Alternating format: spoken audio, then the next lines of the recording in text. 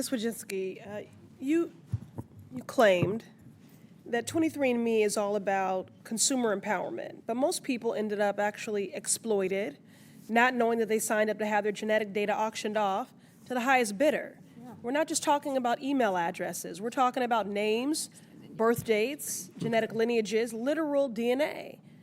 Data that implicates entire families, not just the person who gave the sample.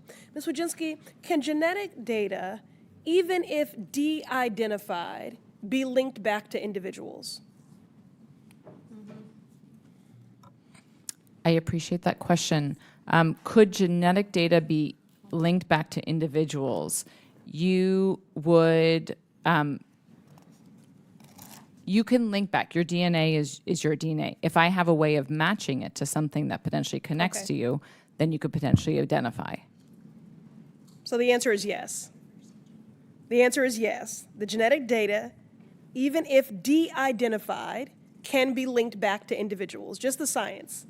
Well, no, DNA, if I had your sample, essentially if I know what your picture looks like and I see another picture, I can connect those. But just having your DNA alone, if I just went to the subway and I swabbed it and I looked at samples, I would not be able to identify who was there. Because I don't have much of it, and there's a lot of ground I need to cover here, and so I want a more direct question here. So I'm going to go to Ms. Hu. Is de-identified genetic data truly anonymous, or can it be traced back to individuals? Ms. Hu.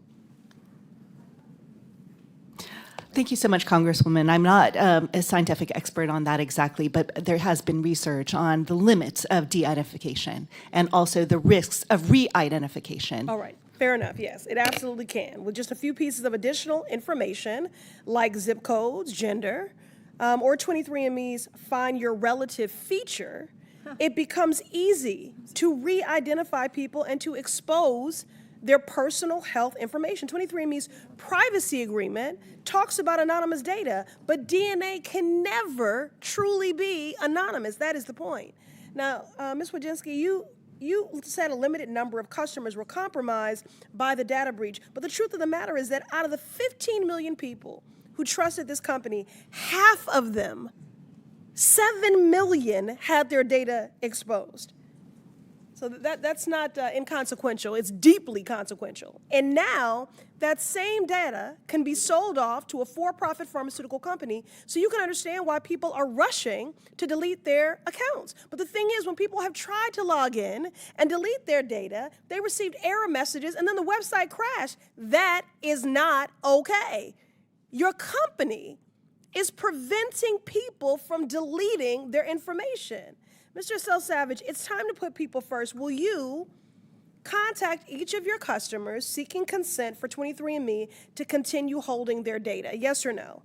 It should be a simple opt-in communication that you send out before any bankruptcy sale. I want to really underscore that. Congresswoman, we first have sent a notice out to all of our customers via email, notifying them of the sale, and that a second email is currently going out this week, notifying that their sale is reclaiming my time. Please just answer the question, yes or no, okay? Will you commit to contacting each of your customers seeking consent for 23andMe to continue holding their data?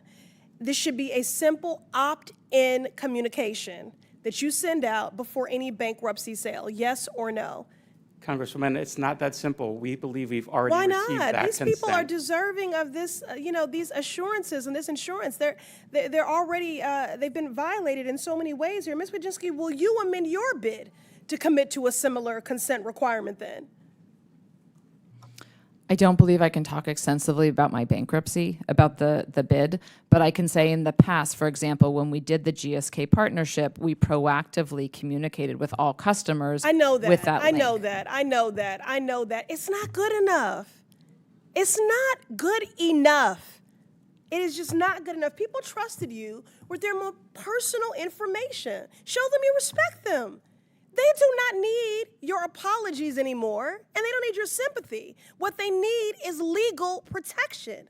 So if you're not able to protect the 15 million people and their families who trusted you, this company should not exist. The breach of data, the breach of civil liberties, the confusion this has caused for millions, it might just be time to give it up. I yield back.